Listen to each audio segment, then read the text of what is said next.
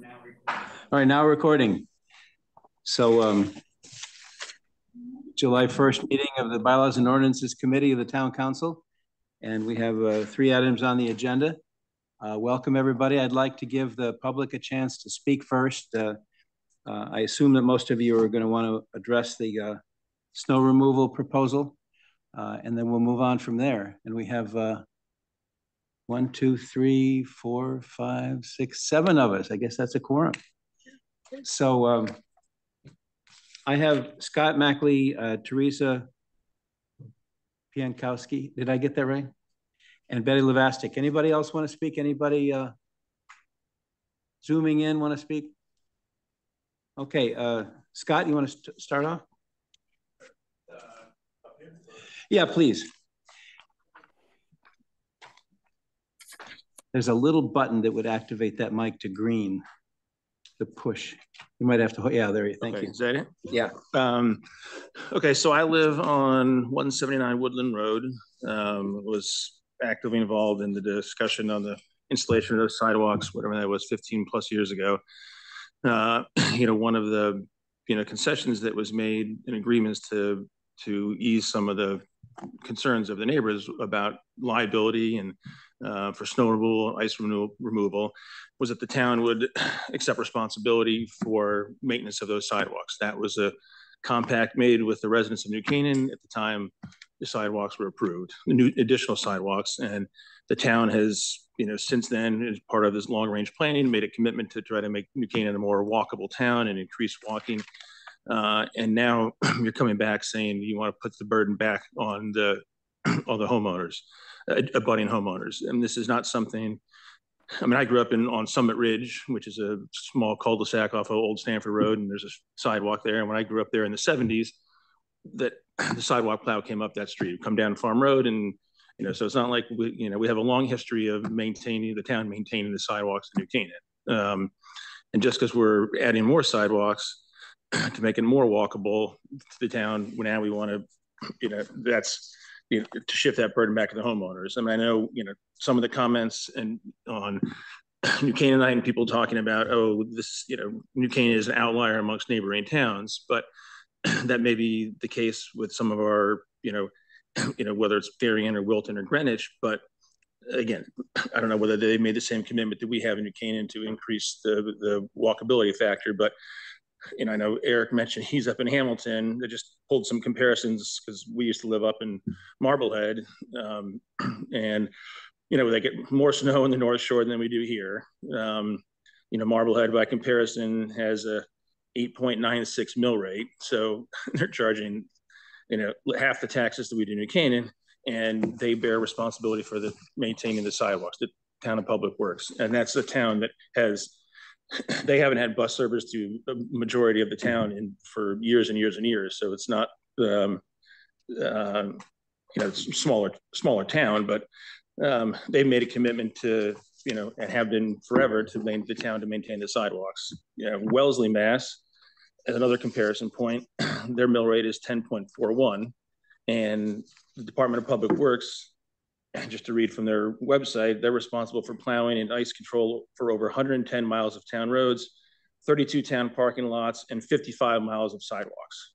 So, so whether Darien or Greenwich can do it, how is, Wellesley, which is a comparable town, socioeconomically to New Canaan, has 2.5 times the miles of sidewalks, and the town of Public Works there manages to maintain it for a mill rate that is a little more than half of what New Canaan's is. So, I guess the other thing I don't understand, and I had a comment from, one of my neighbors that if it costs incremental $2 million to do 10 more miles of roads, that implies it's $4 million to do all 20 miles. He said he would do it for half that. So I don't understand. If you think it's, I don't know what the math is on the top of my head, but if we're 5 snowfalls a year and you're talking about doing, per snowfall, that's an outrageous amount to think that so I don't know how the, budget is being managed by the, Department of Public Works, but it seems to me that, for $2 million now that we're paying to plow 9 miles of sidewalks, And they, you know, they don't even do that great of a job, quite frankly. I mean, part of the problem is like outside my house on Woodland Road, there's no divider between the sidewalk and the street. So as soon as the road plow goes down, you know, if you have 6 inches of snow, I end up with, you know, double or triple that on my sidewalk, because it's not like South Avenue where this, you know, gets pushed to the shoulder, or the, you know, the sort of boulevard in between. So again, the cost and, you know, the justification for we can't afford it, when the town's spending all sorts of money elsewhere, you know, millions of dollars on the playhouse, millions of dollars for the library, you know, small dollar amounts, but a new sign for the high school. And again, as part of the long range planning, we've committed to make this a walking town, and, you know, we're taking steps backward. So again, a benefit that the whole town enjoys, and we're putting it on homeowners and a small subset of homeowners that for something that the whole town benefits. So thank you. Yep. Thank you. We appreciate it.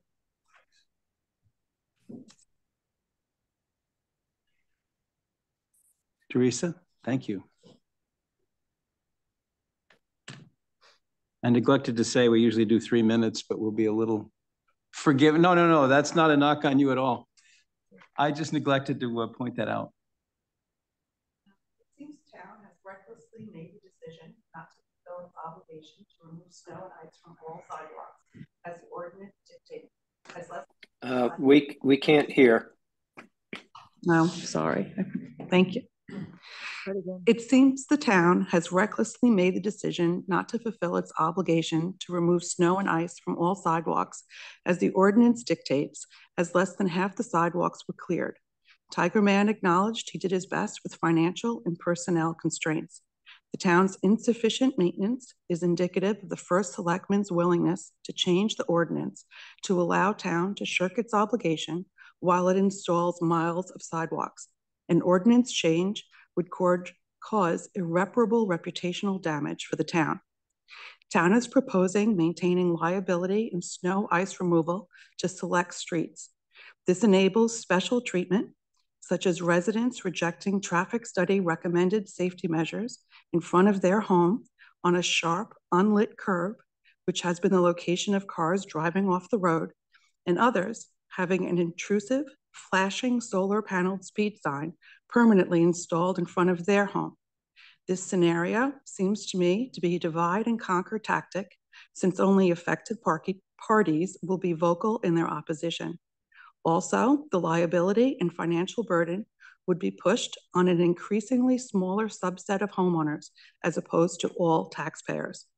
While the first selectman said my property value would increase with the installation of a public sidewalk abutting my house, I believe my home will become less favorable to home buyers, while residents with direct access to the sidewalk without any liability or higher costs will benefit.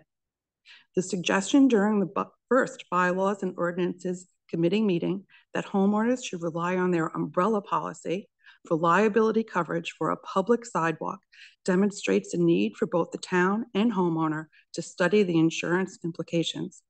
New Canaan is not the only town which accepts liability, snow ice removal responsibilities. Weston, Burlington, Vermont, and the state of New Hampshire do.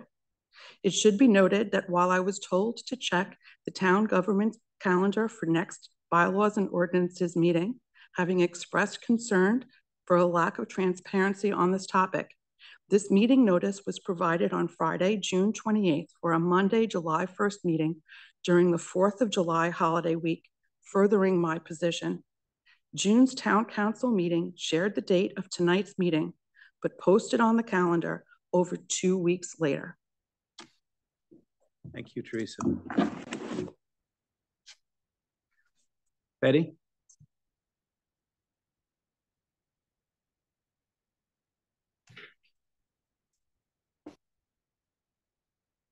Am I going? It's on, yeah. Okay. I can tell by the green light. Hi, good evening. Betty Lavostick, Old Norwalk Road. I found out about this meeting Friday at a coffee, and I was sort of surprised, but not really. The concern I have is when we have a meeting that impacts many neighbors, and actually we don't know who all the neighbors are, we should give them adequate notice and due diligence on the part of the town to notify the impacted residents. I took it upon myself after I read this morning's New Canaanite. The town meeting tonight was not mentioned in there, so I made sure I was the first comment. And people who read my comment about tonight's meeting thanked me for it.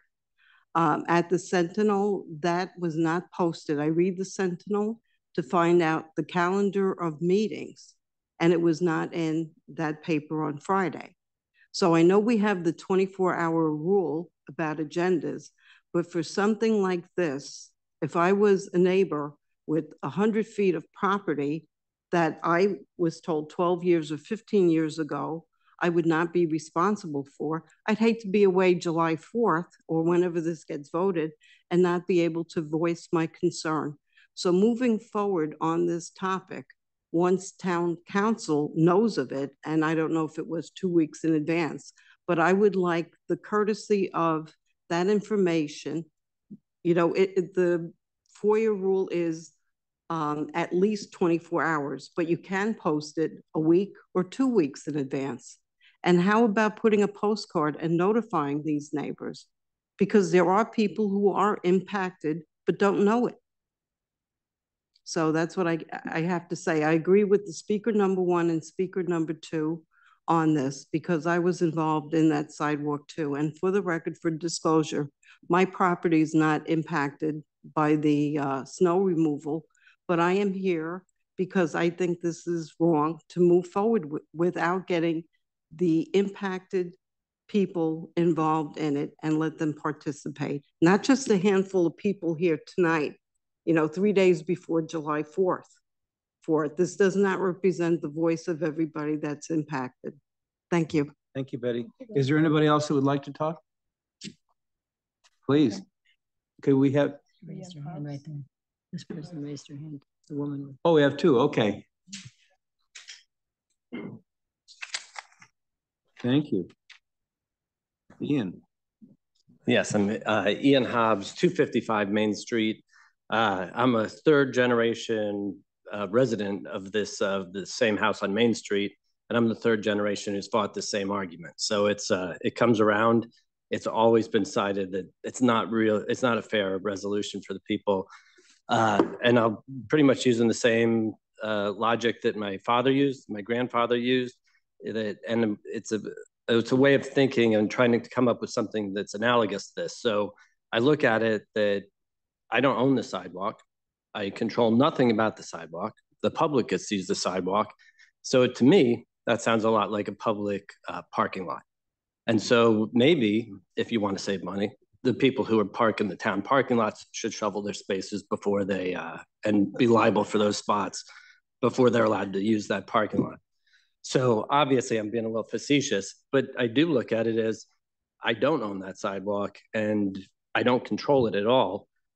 And, you know, if I take it out, then if you're going to change the rules on us. So I think it's not a, you know, it's just not a way that the town should do business. I think you're opening Pandora's box to, maybe it's like living next to a park, and maybe the people who live next to the park should be more responsible for taking care of the park. They can mow the lawn. And I look at, talk about inequality. There's a couple of houses on Park Street, right between the Richmond Hill parking lot and the train station. So they're gonna have to shovel their sidewalk, and then they're gonna have thousands of people walking back and forth across there, and they're liable for anybody who falls. You know, that's a lot of responsibility for one house to have, let alone pretty much everybody who's got sidewalks. The whole town uses them. So I could talk about it forever. I think I'm clear that I think it's a unfair way to change the system after the fact. The town benefits, all of our property values benefit when people search for towns. They want walkable communities. A lot of people drive into town, walk in front of my house. I'm happy to have the activity and I'm happy that they enjoy it as I do. But I don't know why I have to bear the sole responsibility and the financial and liability on it. So thank you. Thank you.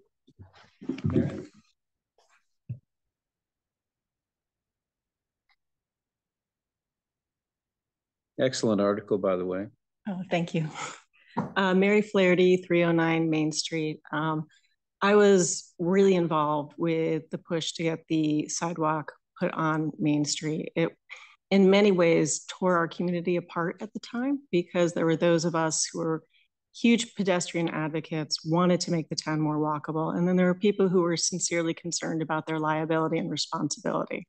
And we had thousands of people come out, and we ended up, the pro sidewalk folks won, but there were over 1,000 people that were opposed as well. And so this resolution was very thoughtful. It was done by the town council at a time when we had folks like Tucker Murphy, Steve Carl, Tom O'Day on.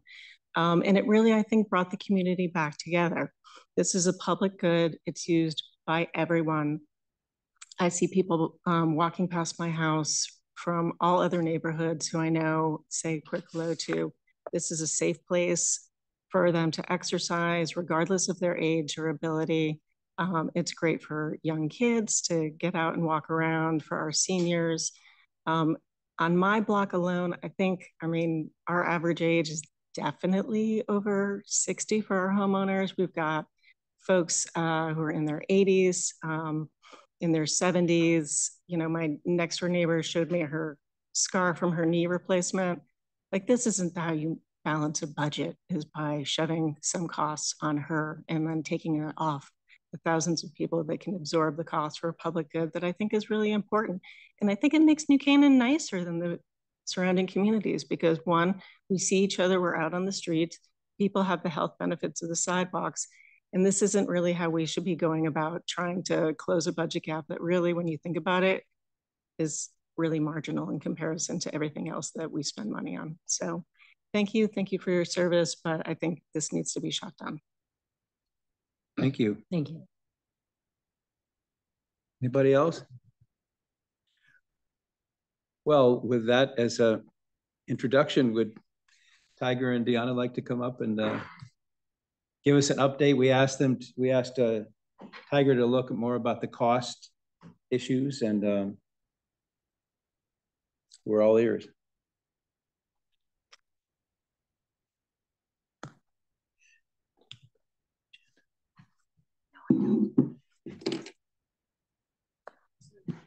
Before we start, I just want to, I appreciate everyone's concern that's been articulated this evening. We are an outlier in the state. Weston, while it has the same ordinance, has no sidewalks, or very few sidewalks. So it's a very different analysis. We have purposely added sidewalks in this community, which is great. And I've said this over and over again. I am pro sidewalks. I think it is. I grew up in a sidewalk town. I grew up in a sidewalk town where we had to take care of our own sidewalks, as most people in this country do. But we have an unsustainable model. And I understand why the town council, when it did, it was the only way that they were going to be able. We had an ordinance in this town prior to the Main Street sidewalks going in that put the snow removal on the resident. It was changed at the time that Main Street was going in order to get it passed.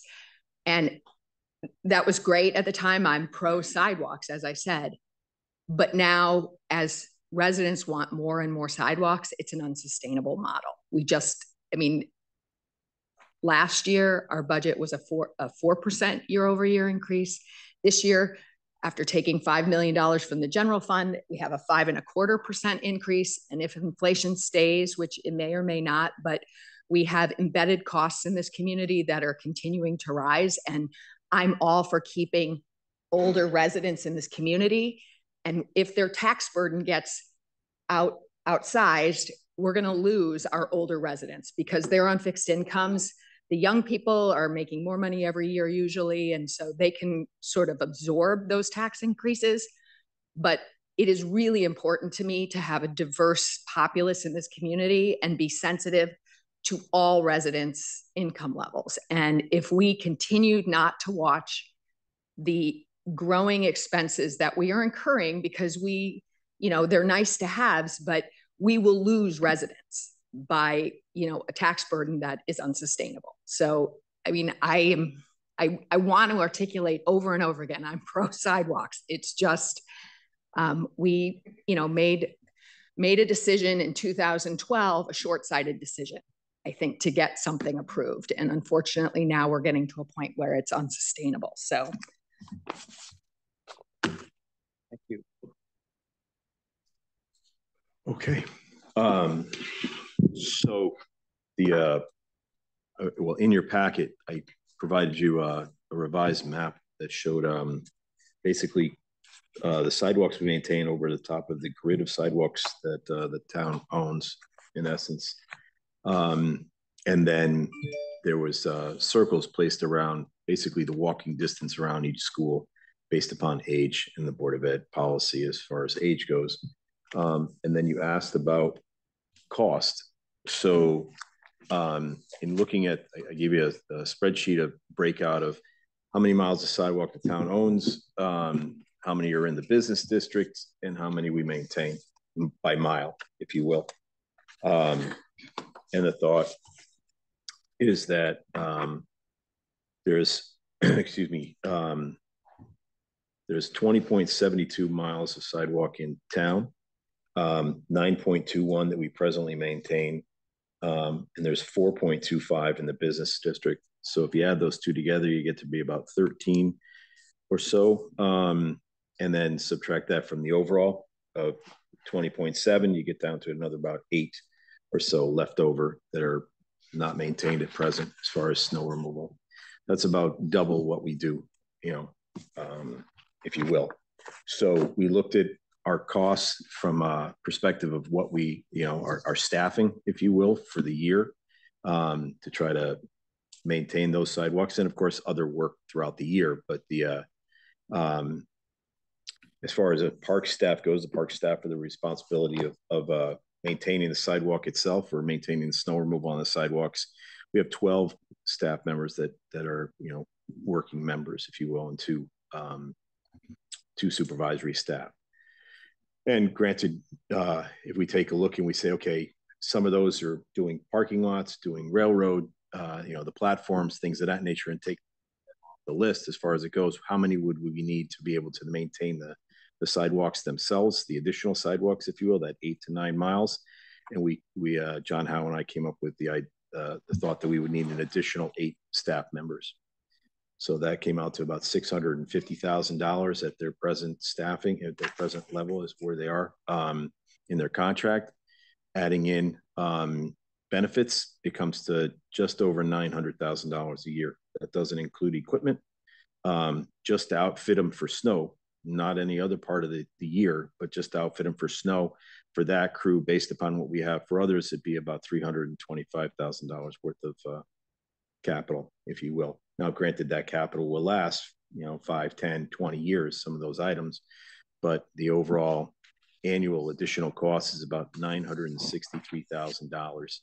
The feeling is that if you went down that route, we would then find there is more than ample work to be done in the town across the various departments.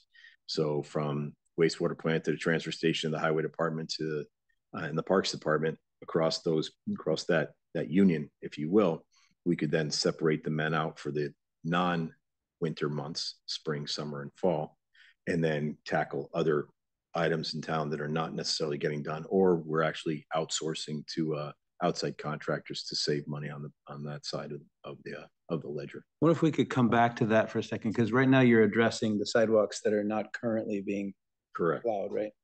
What about the sidewalks that are being plowed? What would the savings to the town be if we no longer had to perform that service? Well, there's still sidewalks that need to be done, if you will. So we own approximately 2 miles of sidewalk that are town related. That would be our function still. We still have to maintain the parking lots in the schools and the train stations, so the platforms themselves. So it's difficult to quantify what a saving would be because the staff member is on salary, right? So he's year round.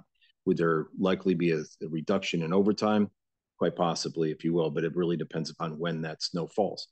If every single flake falls on a Sunday, the worst possible scenario, if you will, then I would imagine there'll be no savings, if you will, because it'll be all absorbed in overtime for just doing what, you know, the remaining portion of the work, if you will.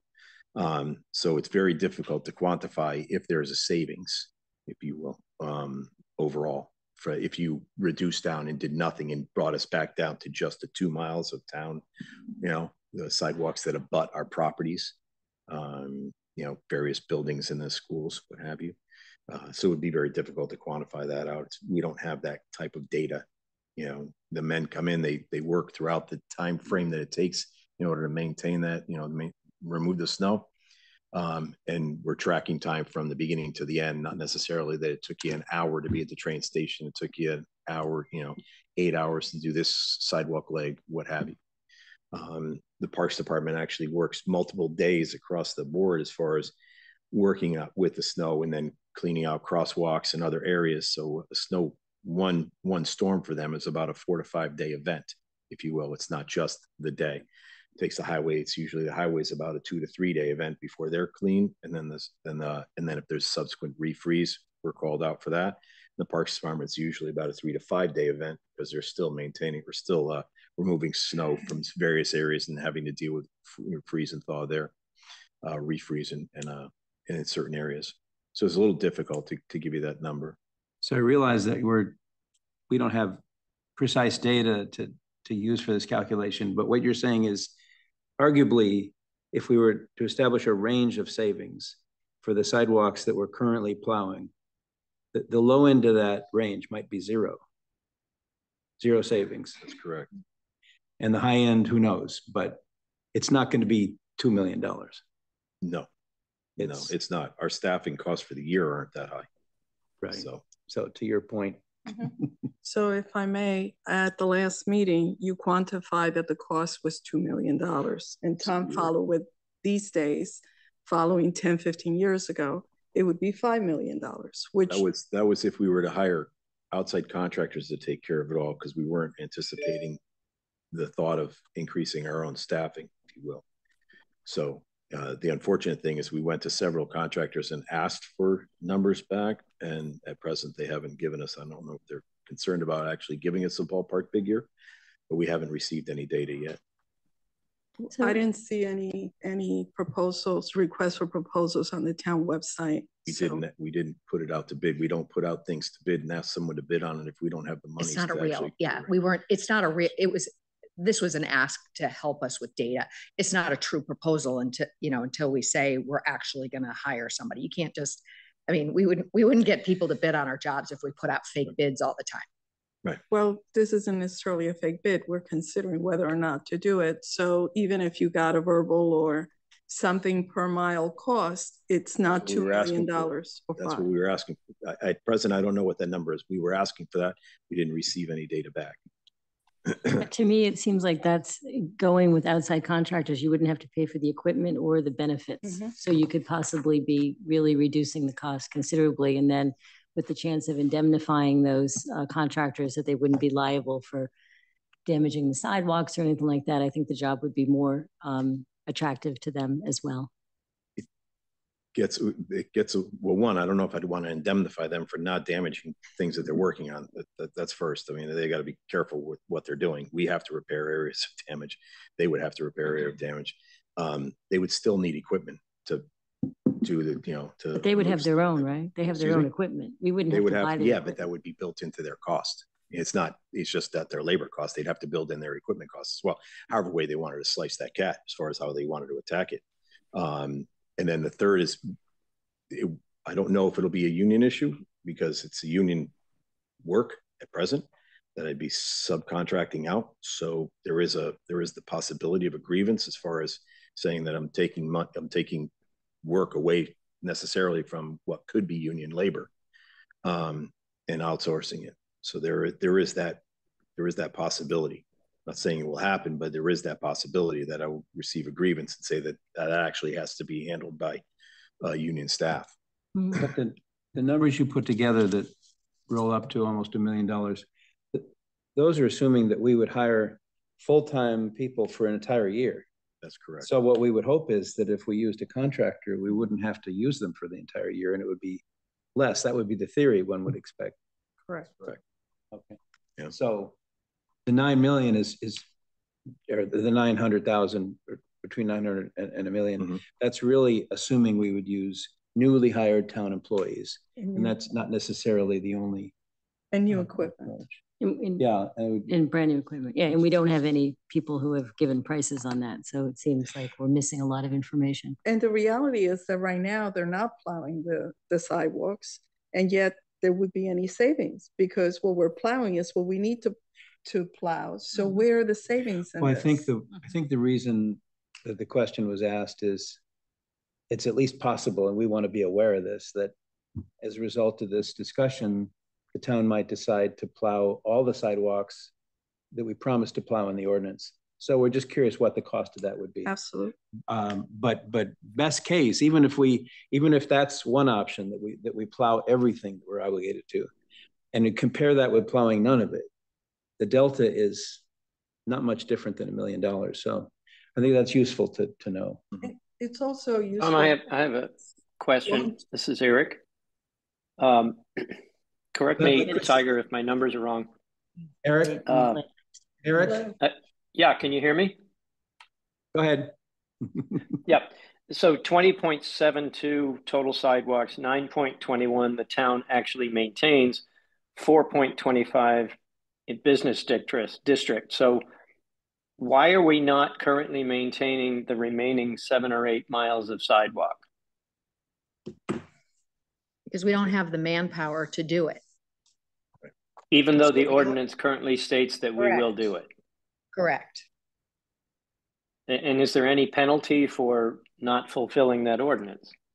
Well, we have a liability that, if that's the penalty. So as the first selectman in this community, I don't feel comfortable having an ordinance on the books that we are not adhering to. And we can't currently fund within our budget, and looking at it as a potential budget item, in the future, to me, it isn't, it's a very large cost to the community. And, in an inflationary environment, I mean, I have heard many complaints about people's taxes recently. People are more concerned. We went from a zero inflationary environment where our year-over-year budget increases were small. And so the taxpayer didn't feel it. We were able to absorb that through the general fund and some other things. And so, the residents weren't focused on their taxes. They are now, with a 4% last year, 5.25% this year. So at some point, something's got to give. And what I said was, if this community wants the town to maintain the sidewalks, one, I can't get on board with 1 more inch of sidewalks being built because we aren't maintaining what we're currently have. We're not maintaining it. And it's putting an undue burden on the taxpayer over the long term. And we're an outlier. We're an outlier. It's a tough position. And I agree, given what I understand of our neighboring towns, we are different from many of them in that we say we will maintain the sidewalks. I'm just saying, it seems to me that there's no way to quantify what it has cost us to not maintain that 7 or 8 miles of sidewalk. So we don't know what that costs us. People haven't been suing us left and right for tripping and falling on snow and ice in unmaintained sidewalks. Will that increase over the coming years? I don't know, but we are in a tough spot with an ordinance on the books to which we are not adhering. And the other side of it is everybody wants sidewalks, but nobody wants to pay for them. Well, and I think most people are not aware because we are an outlier. I don't know, except for, the ones that were listed today. I had never heard of a community not having residents, maintain the snow and ice in front of their own homes on sidewalks. So I think most people, and I'd seen comments on New Canaan Moms where, residents were shaming other residents for not taking care of their sidewalk. And I literally at that point, I was like, they have no idea that the town is responsible for that. And so that's when this all came, you know, when I said, we have to do something about this because we are not doing what we are, you know, mandated to do by ordinance. And I understand why they switched the ordinance. It was a way to get that Main Street sidewalk in. It was very clearly a bone to get that in, but it was not a well, you know, it is a long-term liability to the community that I don't think was fully considered at the time. Going forward, please raise your hands. Sir, hand up. Did you want to say something? You were in the middle of something. Maria? Well, if it's the appropriate time, I wanted to just add some thoughts. Did you want to continue the discussion with Deanna and Tiger, or? I think it's time for the town council people to ask your questions. At some point, I want to change over and have people talk about what your views are on what decision we should make, but you can do either. Well, I mean, I agree with Deanna in one way that we should not be adding more sidewalks if we can't maintain them. I think that's important. You know, if it's unsustainable to keep adding sidewalks, then that's a choice we should make to sort of slow that down. But yeah, what I'm trying to consider in my mind, like the town is anticipating that in order to clean these 7 miles of sidewalks, we need equipment, we need lots of things. But if the town doesn't do it, are we putting that burden on homeowners to get lots of equipment? Like, what is it good enough for them to just pull out a shovel and make a clear path, or will they need equipment to do some level of sidewalk maintenance? That's what I'm kind of wondering. Deanna, do you want to address that? So I think, you know, Maria, you know, having lived in a sidewalk community, it's, you know, the resident has a shovel, maybe they have a snow blower, you know, depending on, you know, their willingness, or they hire a kid or something like that. I mean, if you lived in my town, my father used to do all the neighbors. He had a big snow blower, and now he's in his 80s and the neighbors do it for him. It's a huge community boosting thing. But you know, nobody's going to need to get this kind of equipment. It's when we have to, as a town, do miles of sidewalks that you need this kind of equipment. The individual homeowner can use a shovel or a small snow blower. But Maria, I think what you were addressing is of the miles of sidewalks that are not being cleared by the town now. Oh, you're saying about that we're obligated under the ordinance to clear. The ones that are not being cleared now. Well, that's what this is for right. That if we do it. If we do it, I think what Maria's saying. Are homeowners doing this on their own, or would they be doing it on their own? The ones that are not currently being plowed, what's happening? Are they just, the snow is just sitting there, or is? For some places. For some places, yeah. Yeah. I mean, you can they were taking pictures last winter. Like residents were taking pictures of unshoveled sidewalks in town. And so is that we've been sitting here liable. Liability to residents. And when they came tonight, there were comments that said that, you know, I walk on South Avenue every day between wherever in the park, and the sidewalks aren't clear. And these homeowners should be made aware that they are liable if I slip and fall. Literally, I submitted this. I commented on this in the letter to everyone when the whole sidewalk discussion was going on this winter. And it's not just equipment. It is insurance. Okay, but the way we structure these meetings, you guys have a chance to talk and then we talk. So, but thank you for your input. Jen Zonas?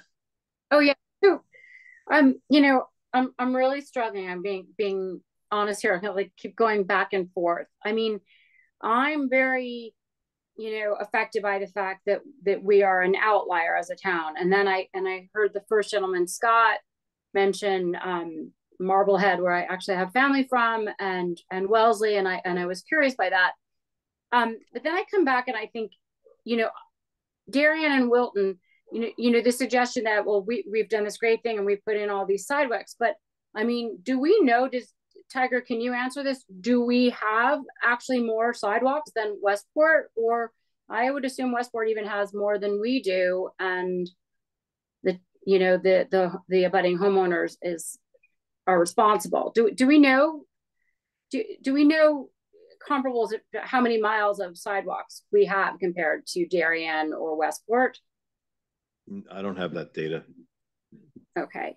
We could get that though, Jen. Right. We could absolutely get that. I think that's a good thing Yeah. to look The other at. thing that I'm wondering aloud here, is I definitely have compassion in that area of, like, if you are elderly or disabled and you live in the areas that not that, like, the district that, the school kids that are walking, or the business district, if there was some way that we can incorporate into this, or have some language that the town could perhaps utilize Health and Human Services or something to pair elderly and disabled people with, the resources to get that done in the 6-hour time frame, that there's like a 6 hours after daylight to get it done. Because I want to show compassion to those who it would be, burdensome due to that.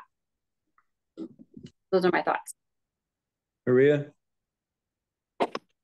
Just to kind of continue what I was thinking, first of all, I just feel like the roads, public schools, sidewalks are essential town services that municipalities should cover. And I think, if we haven't been doing them, we have to figure out how to get all the sidewalks clean. I feel like, yes, we're an outlier, but we're also a town that funds non-essential stuff, like the Playhouse. Like, we can't fund the fun stuff and not take care of the basics. So I'm really in support of finding a way for the town to be in charge of clearing the sidewalks. I had a thought, we hire students to do work at our pools and parks and rec. And I mean, maybe you can hire students, on call for snow removal, shovel your neighbor's sidewalk. I just feel like it's a town's responsibility and we should figure it out. I don't think it should revert to, I think there are too many issues with making it the homeowner's responsibility, whether it's liability, maybe it won't even get done. It could be a hardship on a lot of people. So, I just don't think passing it back to the homeowner is the right answer. And let's be clear, what we really need to decide tonight, and this, I want to address a little bit of the question that not enough people had noticed at this meeting. If we do push this forward to the full town council, we'll have plenty of public hearings and a room full of people, and you never know, we might get some taxpayers in here who would be benefited from this proposal, and they might speak their mind as well. But but what I want to know is from this group is whether we are prepared to pass it along to the town council. That is, and what we would be passing along is really not related to the sidewalks we're not plowing right now. That's an executive decision on the people that administer the town, and them talking with the people that would educate them on insurance costs and legal liabilities. But what we're here to discuss is whether we change the ordinance. The ordinance right now says the town, to simplify, the town plows residential sidewalks, period. Do we want to change that ordinance or keep it the way it is right now? And obviously, if we say we'll keep it the way it is, we're going to hope that the ones that are not being plowed now, that the town wrestles with that and we all get comfortable with how that's handled. But right now, we really need to resolve whether we're going to change the rules for the sidewalks we're currently plowing, that we're currently taking care of. So I'm curious whether people want to express your views, because if we have a majority or a consensus on that issue, then that's helpful to know. I think we should also all remember this year's budget was not budgeted for doing any other than what has been historically done. So there isn't extra money in this year's budget to do the roads that haven't historically been done. What about the zero-based budgeting that's going to be implemented? Isn't that going to start from scratch? This is a good opportunity. For next year, I came in after most of the departments had done their budgets, and then we started, taking a hard look at each budget. But it was, there was a transition, and so next year we can start. Right. Jen Sonas has her hand up. Jen? Tom, I'm confused about one thing. So the choice was like, do we want to vote?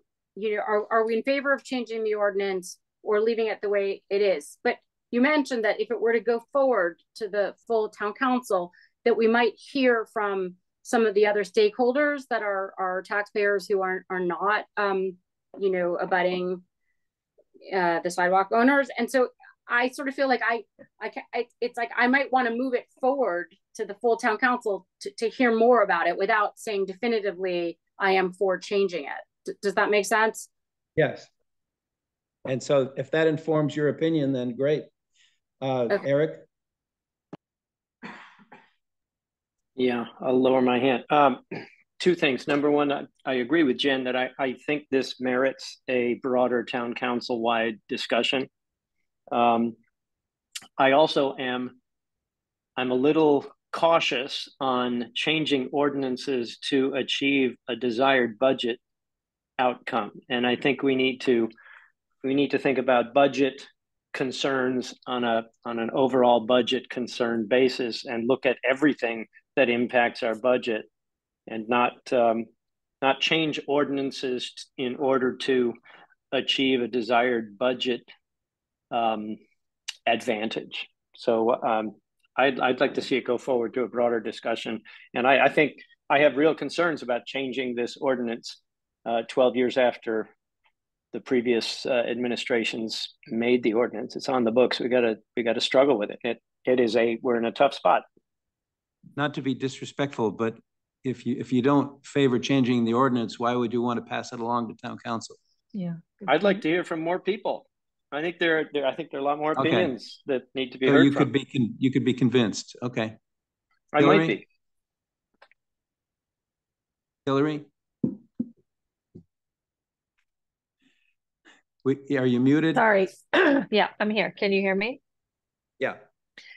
This is more a question for Nick. And so I too am like really struggling with whether to change this, which also leads me to think that it should go forward. This might be a question for Mr. Bamonte, and I hate to put you on the spot. I'm sorry about that.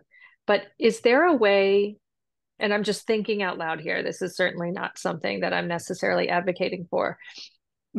I'm really concerned too about whether this will stymie further construction of new sidewalks. If, you know, I think either way we go, it could bring out people who don't want new sidewalks, either because they don't want to increase the burden on the town to clear them, or because if we change the ordinance, they don't want to have the responsibility of clearing them. My question though is there a way to sort of thread that needle and draft the ordinance in a way that says that residents who sort of band together and want a new sidewalk would assume responsibility for clearing them for future sidewalks that are being built? So is there a way to compromise here and say, you know, we will continue what we've agreed to do thus far and now we have 20 sidewalks and people rely on that. But going forward, you know, if a neighborhood or a street decides that they want a new sidewalk, if we don't want to take on that additional liability or burden, could they elect to take it on themselves, or is that ill-advised or not allowed? It's just a thought. I'm just trying to think creatively about how we can, like, please. You want to know about the neighbors or the abutting landowners, property owners, taking on the cost of building the sidewalk, or just taking on the cost of the snow removal? The snow removal, really. Like, I mean, personally, I would love a sidewalk on my street so much that I would probably volunteer to clear my own sidewalk if I could get it. And if I could get my neighbors to agree that we want it on, for instance, Lower Brushy Ridge, you know, there might be a way to do that. I am concerned. I share the first selectman's thought of, like, if we cannot maintain these sidewalks as required, I'm not in good conscience, you know, feeling great about building more sidewalks. So I'm trying to sort of, you know, address both issues. But I don't know if that's legal. Like, if we could, can the town offer the option of, if you want a new sidewalk going forward, you know, the abutting homeowners need to assume that responsibility. Is that even a feasible option to consider? Can I jump in, Mr. Chairman? Please. So I think I hear you, Hillary. And it sounds like, so I'm just contemplating how to translate that into something like an ordinance. And I mean, my instinct is that may not be outside the realm of possibility to draft from a language standpoint on what we put on the books, but administering something like that, like it's just too gray for me. I mean, it sounds like the proposal, which, you know, I get it. We're thinking outside the box here on how to balance things. It sounds like what you maybe are suggesting or thinking, Hillary. It's like, well, for those folks who want sidewalks and are kind of okay with shoveling it, you know, whether it's one of them or a whole street, then fine, we'll let you guys do it. And by the way, you're going to be liable if somebody slips and falls per our ordinance. But for folks who don't want that and historically have not been responsible, they're still off the hook, so to speak. I don't know. That's way too fuzzy for me. Well, one of the issues that occurs to me is we don't build sidewalks for individual homes. We build stretches of homes. So let's say you've got 15 homes and we're considering whether a sidewalk works and it's access to an important facility. Let's say it's access to Kiwanis Park or something. You know, are you going to go to 15 people and give every one of them a veto over the building of the sidewalk? Or, you know, how do you build a consensus that's lasting? And would this be legal documents that are structured to last how long? I mean, yeah, there probably would need to. I mean, I wouldn't. Yeah, it's like, how do you memorialize whatever this hypothetical agreement is amongst neighbors? And yeah, I think there would be more paper, more legal. I mean, from me putting my legal hat on, again, I don't know how we would like legally effectuate or substantiate that sort of a concept. If we gave, if we gave an individual the option to opt out in any given year, in that year we would do what? You can't so Nick, you can't grandfather a certain, you know, we have maps that show where the sidewalks are. You can't put a grandfathering in of a certain section and then any future sidewalks come under a different ordinance. Well, that's an easier, I'm sorry, Nick, that's a political question. That's not a legal question. If you wanted to just say that all future sidewalks would involve, be a different set, yeah. That's an ordinance. Yeah, I think. Is that right, Nick? That sounds right, but don't hold me to that. Okay. I mean, that's essentially what I'm proposing. That's what I thought I heard from Hillary. Sidewalks that currently exist that under the ordinance as drafted now, we would take responsibility for plowing, which would include the ones we're not doing now, but need to get done. Because I think if we keep this ordinance and don't go forward, the town has got to make a commitment to clear those sidewalks, period. And then, you know, I don't know if it's workable. I'm just trying to think of something that is a compromise that could, you know, that could promote the future and subsequent building of sidewalks, which we all agree we want more of. But how do we as a town make sure that everything's taken care of that needs to get taken care of? So I'm just going to jump. I know, Jen, you got something to say, and I know, Rita, you've had your hand up, but just on that, I mean, that's a little bit different than how I had initially understood what you're suggesting, Hillary. And I mean, that may be, Tom, you know, to your acknowledgement too, that may be more workable from a ordinance standpoint, that if we're putting new sidewalks in, those are going to be subject. I mean, that at least has some guardrails around it that maybe I could work with from a drafting perspective. And please, everyone, keep in mind, I'm just saying this off the cuff here, and I don't know for sure that that is even legal to do. But we're having this sort of outside the box conversation right now, which I'm certainly open to, and I'm not as I don't have as much reservations if we think about this in the sense that, okay, the old ones are grandfathered, new sidewalks are going to be on the onus of these homeowners. I mean, that might be a way to get an easier way to get there in an ordinance where the town attorney's office can say, okay, we're going to green light this. I mean, but again, yeah, I mean, Tom, like you said, it's like a political, it's sort of a policy call too. Right. Let's just take a couple of more minutes and Rita and Jen chime in, and then let's take sort of a straw poll to see if people are ready to decide whether to pass this along to the full town council. Rita? Or Jen, maybe, I think you were first. Rita is definitely first. I just want to say very quickly, I just thought like what Hillary was suggesting and this idea of a grandfathered and like anything new going forward, it's just it seems like an elegant solution or a good compromise, possibly. But that doesn't resolve the budget. The question we're here to, the most important question we're here to resolve is, does the town divest the responsibility for the sidewalks we're currently plowing? Right, okay. It doesn't change that question. Rita? Well, first off, I usually have a really strong opinion about something, and I have to say, this has been so challenging, and I have to compliment the homeowners who have stepped forward. I've heard some really amazing comments and arguments, and I really am struggling with this, just like everybody else.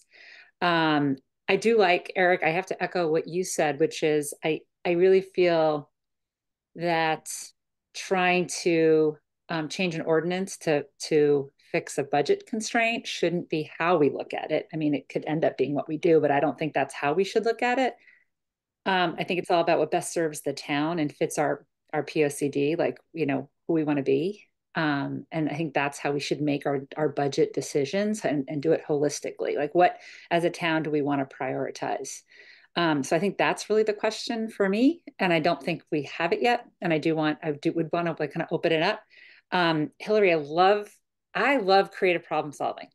And I love that you put that idea forth. I think I would love to hear more ideas. Like, I wonder if we can crowdsource some ideas, have a brainstorm session and get all the ideas out, because there might be some other gems of things we could consider that could be a possible solve, because I don't like to look at things as black and white, right or wrong. I think there might be more solutions that we could be entertaining.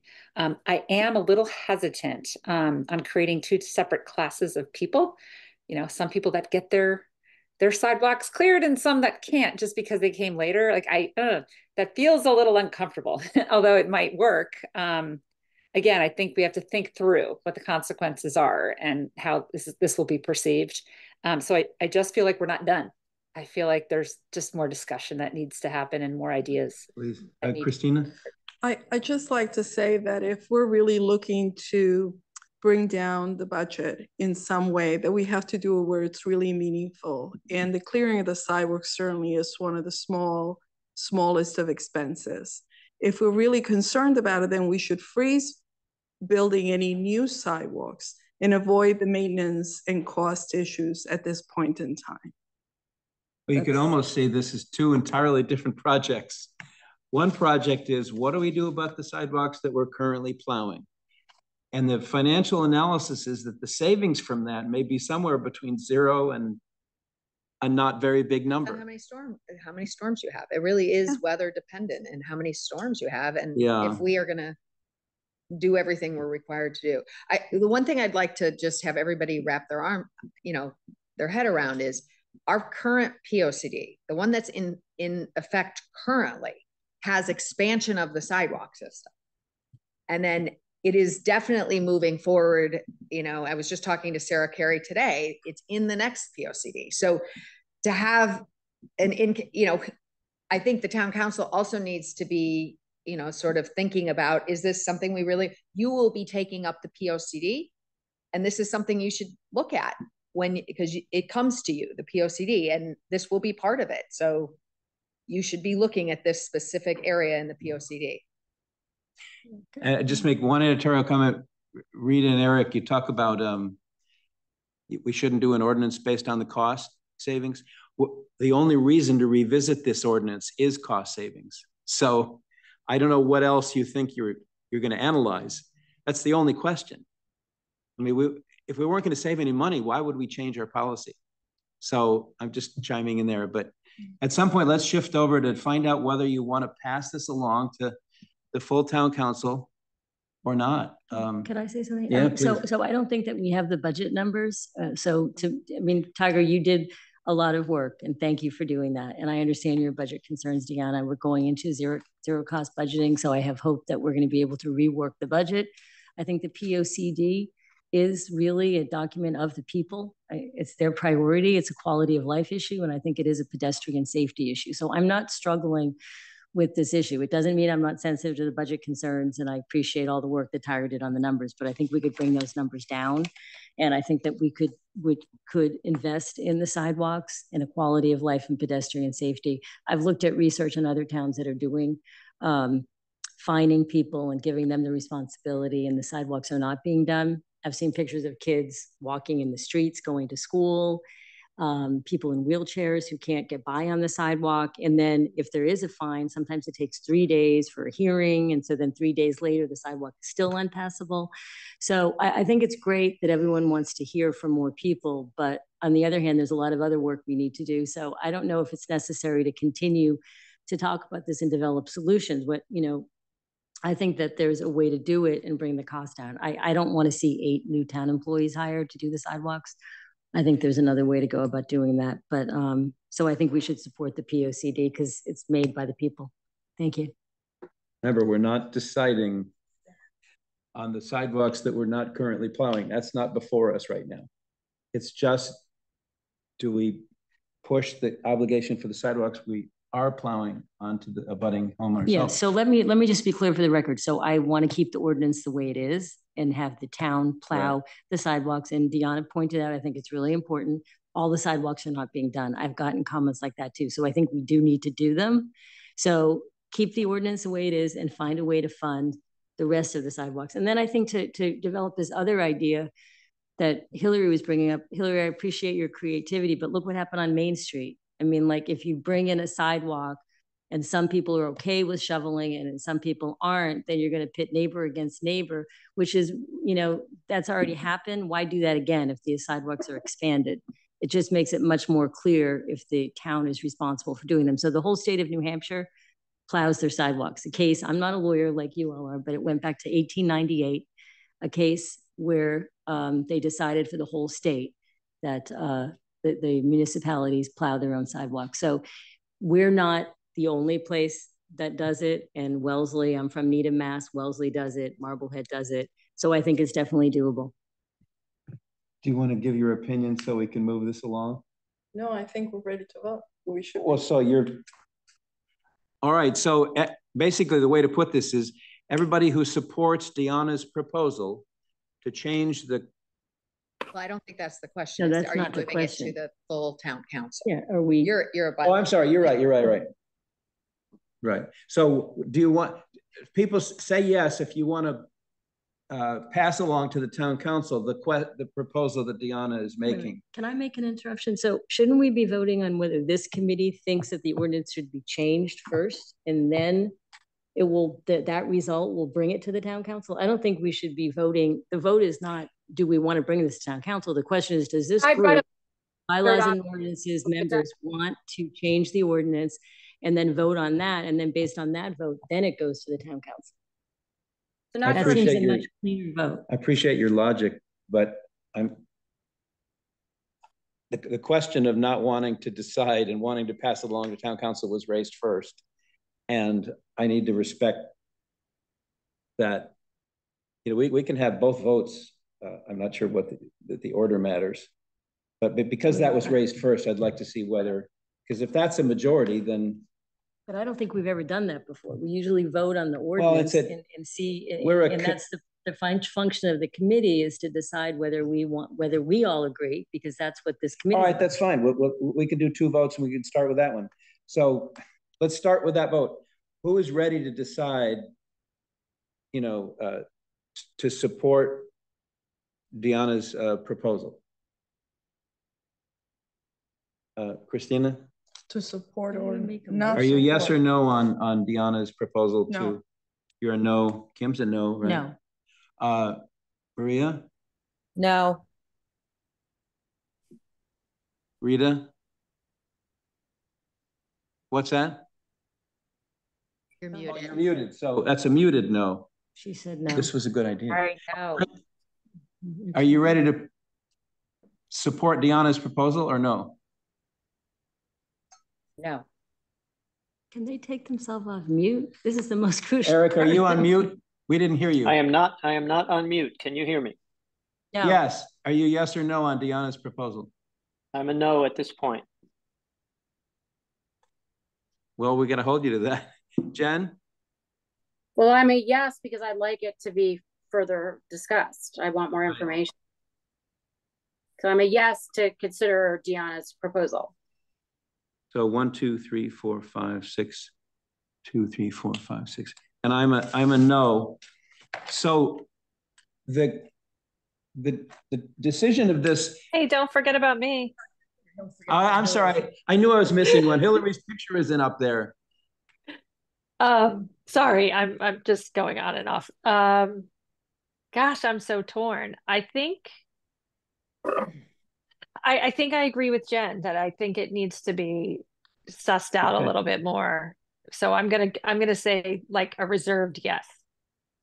Now I'm gonna say that we're just a committee. Okay, so I think for Mike and the other people in the town council, our decision is going to be very helpful to them, but it's not binding on the full town council. Town council wants to go a different direction, they can. So I think that should make everybody happy. But at least we're sending a signal for those of us that have done the intensive homework on this now, where we're leaning, and it's probably somewhat of an indicator of what the final result will be. But this is not settling the whole thing tonight. We can't bind the town council. All we can do is make a recommendation. I mean, with all respect to Tom as the chairman, I guess I don't understand if something doesn't come out of a committee, then it stops there. But that doesn't mean that we can't still continue to discuss it and try to do whatever we can to help with, you know, the goals of reducing the budget and whatever. But I don't really get that take on it, Tom. I think this means that it does not come out of committee and it's over. Yeah, that would be my, I would happen, you know, even though it's my proposal, I would tend to agree with your votes. It dies in committee. I mean, that's just the way it works. So, and you know, that's just the way, you know, that's the way it works. Well, sorry to jump in. Alternative where we feel like we this is that a lot of people said they don't want the process to end. So yeah, you could bring it up in some other format, but it won't come out of the bylaws and it won't be. Somebody will have to raise it in a different forum. It won't come through bylaws and ordinances. It has to come some other way because you have all said you don't, or a majority of you have said you don't want it coming out of committee. I mean, that's just how government works. Eric? Yeah, I'm raising my hand because I understood we were voting. We were sort of looking at two things. Number one, do you think this, are you in favor of changing the ordinance? And then number two, do we want to, I want further discussion on this. So if my vote has to be yes in order to get this a broader discussion with the town council, then I'm going to switch my vote to yes. But I think we are going to be discussing it with the POCD. So it's not like we're not going to discuss sidewalks anymore. We're just not going to discuss making homeowners, you know, take responsibility for their sidewalks. You know, Kim, the POCD has nothing to do with who takes care of sidewalks. No, the POCD has everything to do with, do we want to expand them? That's what I meant. Yes. That's what I meant with Eric. With maintenance. Right. But Eric said he wants to continue the discussion. We're going to continue talking about sidewalks in relation to the POCD, additional sidewalks or quality, but not related to this issue. No, what I'm saying is I want further discussion of who's going to maintain the sidewalks we currently have. With respect to the POCD, I think we've got to take a really hard look at what that means for the next 10 years. And I think we need to be long-sighted and not short-sighted about how we adopt the POCD and what that means. Penny? It is dead coming out of a recommendation of committee. However, it can come back in through the council in budget negotiations and setting standards and parameters going forward for our budget because if it's a budget issue, if that can be discussed prior to the formation of our next budget, it also could have legal implications entered into that discussion about the budget. So can I ask a question? Because it's a good conversation to have, because we can look at ways to save money, but the budget is what the budget is to take care of the sidewalk. So I don't know how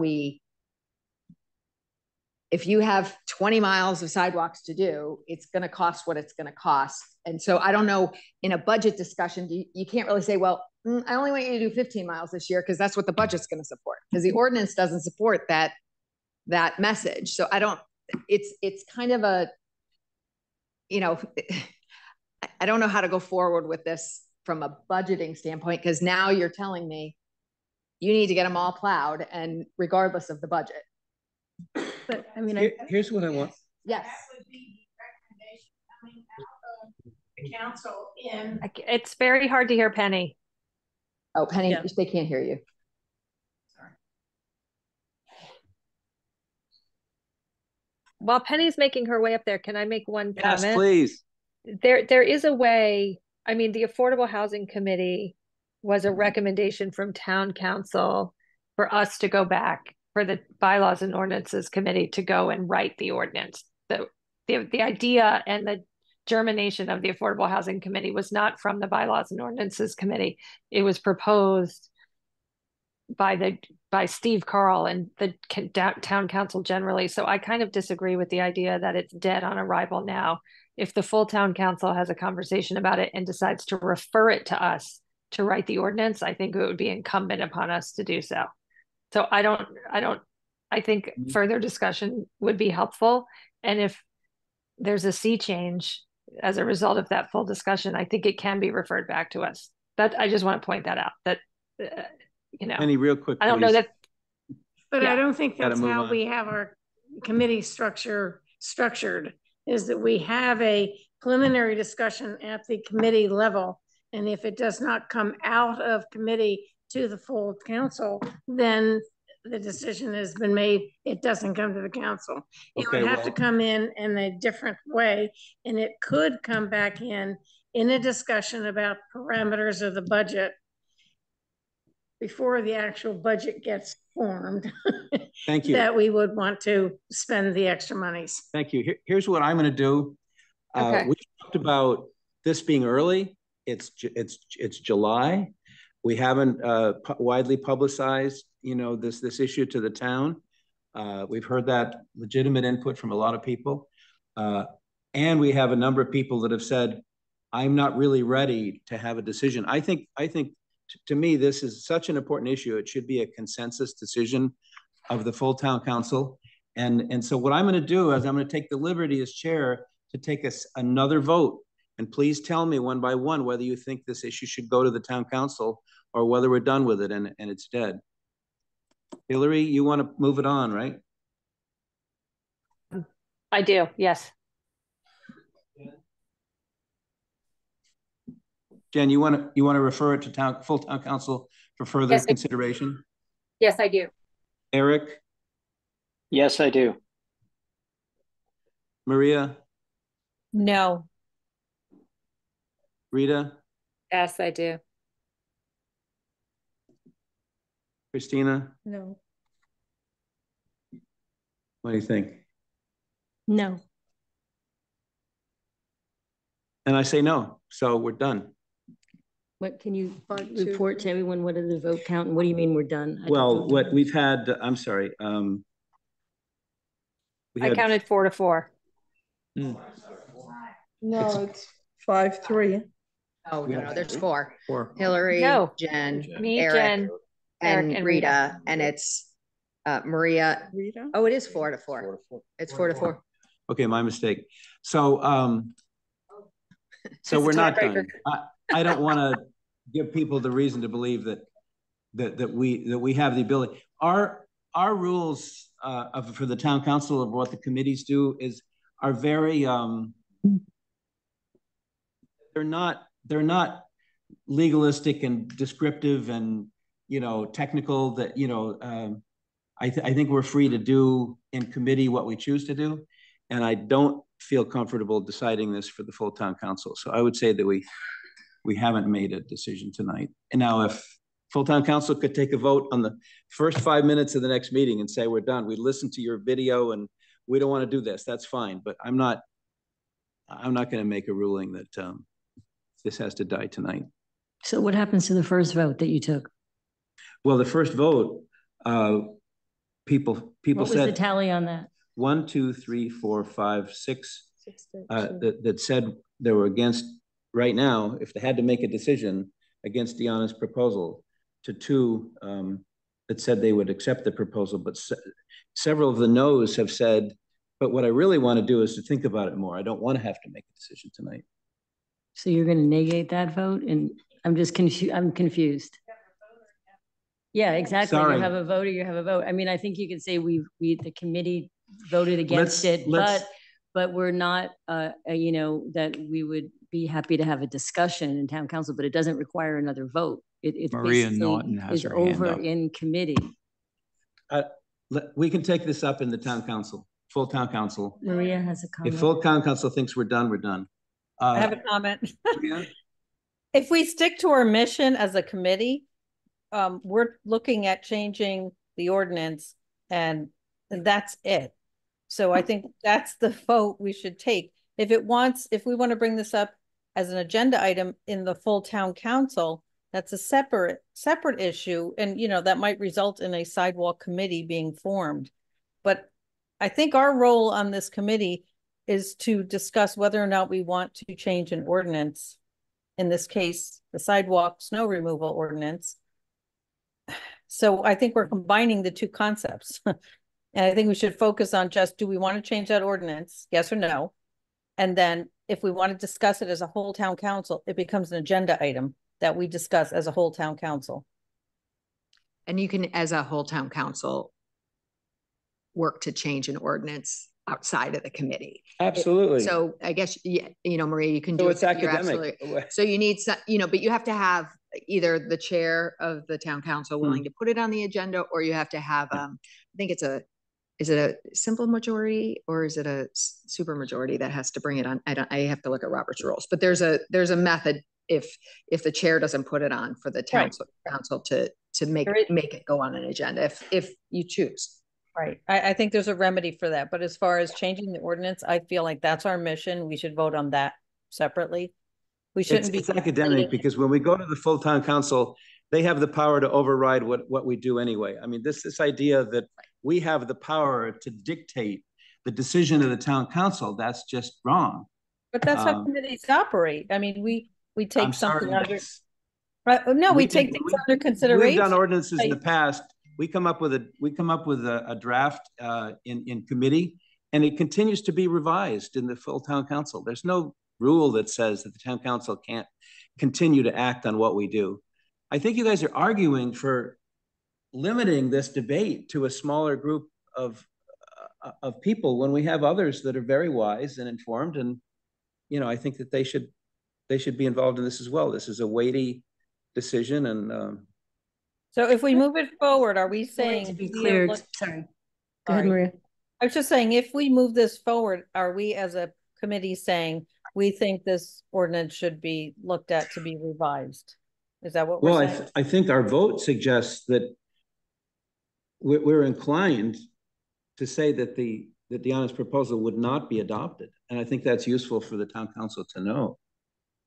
But the fact of the matter is, several people said we want to keep talking about this, and I don't want to disenfranchise that. Well, I think that's appropriate. I just think how it's addressed later on, maybe in a different format, like in its own committee, sidewalk committee, because there's a lot of solutions. That also is up to the full town council. Exactly, I agree. All right, great. I'm sorry, we gotta move ahead. Thank you, everybody. You can stay and listen to our discussion about the blight ordinance if you'd like, but I don't know if it's going to really turn you on. Thank you. No.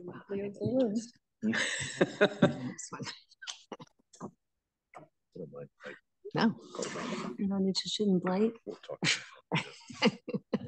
I am. Oh, thank you for saying. Thanks, Tiger. Thanks, Tom. Thanks, Tiger. Thanks. Kim. So in a nutshell, the state of Connecticut, the legislature last year allowed municipalities to tighten the enforcement mechanisms for blight regulation. And they said previously municipalities were only allowed to regulate blight in residential situations. The state legislature said, no, you can expand that to commercial. And I think a lot of us are suggesting, of course, why wouldn't we do that? The other thing that they gave us the ability to do is to tighten up impose greater fines that were permitted in the past. And so if we like that, we're just conforming our structure of penalties to what's permitted to be imposed by state law. And then thirdly, what I'm proposing on the recommendation of Brian Platts, who's the blight enforcement officer, he's saying that there's an ambiguous phrase in the current ordinance that says, that defines blight as extensive graffiti. And he says the word extensive has no useful meaning. So can you just take that out? It's either graffiti or it's not. So those are three simple things that we're proposing to do. Anybody have any questions or opinions about whether we should do those things? I've drafted the language. So in this case, we can, if we like the language, we can vote on that and again, make that decision and pass it along to the town council, which by the way, always has to approve everything we do. So I'm only throwing that in as an editorial comment. Is that on our tablets, Tom, the language? I sent it by email and here's the language. Oh, thank you so much. Anybody have any questions? It sounds like it's defined by state. So this seems like an easy one. Yeah, we're just conforming our regulation, our ordinance to what state law permits. I mean, we don't have to, but it seems logical. And yet can I jump in, Mr. Chair, real quickly? Yeah, absolutely, Nick. Thank you. So just by way of example, as some of you know, we represent several municipalities in the area, all of which have contemplated and approved the same changes that this committee is contemplating this evening. They are purely legislative changes, which means the state legislature saw fit to basically increase the penalty amounts and, as we all know, now make it very clear that these penalties can apply to commercial properties as well. There isn't all that much going on here. There isn't much up for debate. It's really just an enforcement tool with some stiffer penalties that the towns are now authorized by state law to enact on a local level. So you're right, we don't have to, but we're not going, if we don't, we legally will not be able to enforce against commercial blight, nor will we be able to utilize the increased penalty schedule for compliance and future deterrence. I think it sounds like a good idea. I'm ready to go to vote. Any other comments? Do we have a motion? I can read the language if you want. It is straightforward and you've had it sent to you before, but I'm no hesitancy about reading it if anybody wants me to. Maybe for the Tom, I don't know that I saw the proposed revised language. Thank you. So what we're doing is we would amend the definition of blighted premises. That's a term of art in our ordinance by deleting the term residential from subsection A thereof. So by deleting residential, it means that it applies to all properties, not just residential. The second change would be, and this is the to delete the ambiguity as requested by Brian Platts.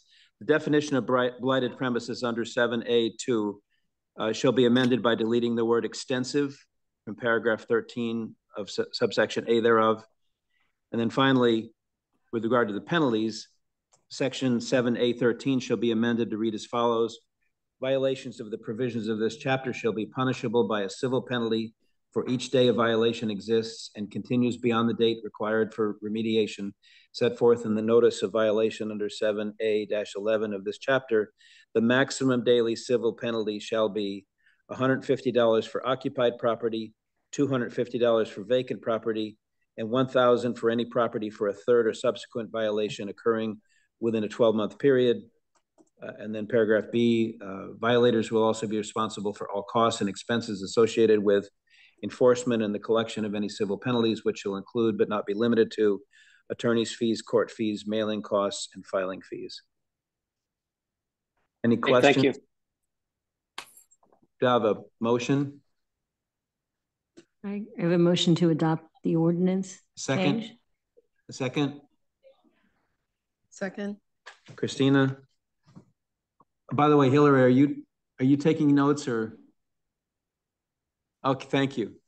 All in favor? Okay, it's unanimous of the people that are here. Thank you. Then finally, I don't know that we've discussed this much in the past, but the background of this next one, matter of fact, let me just read the memo that I sent out on June 25th. The town charter and the rules of the town council generally reflect a firm commitment to open government and transparency, but actions by the town council on April 2nd have revealed an anomaly that should be remedied. The actions were to reduce the Board of Education and library budgets recommended by the Board of Finance without prior public notice of our intent to do so. The cuts were not specified in the agenda for the April 2nd meeting. We're not suggesting that the actions were inconsistent with any written rules, although the town council's past practice has been to decide on adjustments to the Board of Finance recommended budget in the town council meeting prior to the meeting in which we vote our final approval of the budget. In this case, that prior meeting was on March 28th. So perhaps the least obtrusive remedy would be to amend Article 3 of the rules of town council by adding the following language at the end of section 8 thereof. The town council should take no action to disapprove or reduce appropriations recommended by the Board of Finance under section C5-9 of the town charter, unless such action, including the amount of any proposed reduction, is specified on the meeting agenda, and such agenda has been publicly available for at least 3 business days prior to the meeting. And I would comment that this is not in any way meant to be a comment on the cuts that we made. I think I personally do not have a problem with the cuts that we made. I just want to be sure that the public and town department heads and whatever would have some advance notice when we're about to make a decision of that magnitude, and that's what this would cover. If we did get to a meeting and it was the last one in the budget cycle and somebody wanted to make a cut, we could still do that, but we would have to add another meeting so that there would be a time when the public would be aware of what our plan would be. Maybe I had to first ask Nick if he has a problem with this.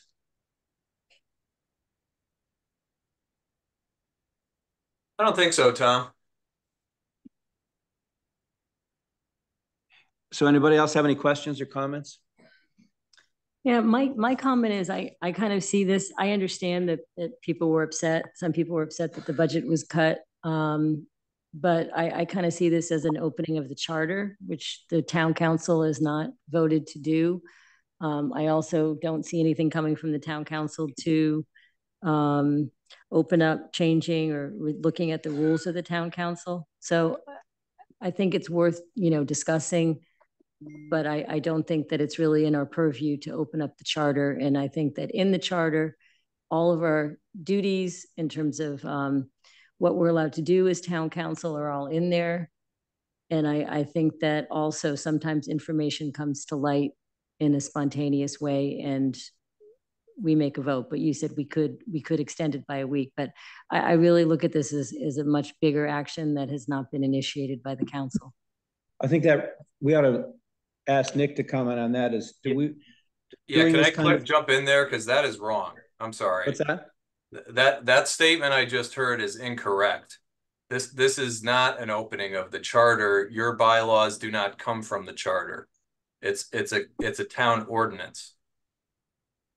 Well, a bylaw. We call it the rules of the town council, but right. But those rules, those bylaws. I mean, what I'm hearing is if you want to change your bylaws, you're changing the charter. That's wrong. You're not changing the charter if you want to change your bylaws. You're changing an ordinance. Your bylaws are effectuated as an ordinance, not as a charter provision. But the bylaws are based on the ordinance, are based on the charter. If you look at the town council rules, they're heavily weighted in what's been determined in the charter. So right. How can you separate you can't do something that expressly conflicts with a provision that's in the charter, but you can narrow and focus, which is the point of the bylaws. I mean, the charter sets out your larger umbrella framework through which you really detail how you want to operate by your bylaws. I mean, that's the point of having bylaws, to give you flexibility to control how you guys operate without having to reopen the whole charter. So the key thing is this inconsistent with the charter? And you're saying no. I mean, why don't you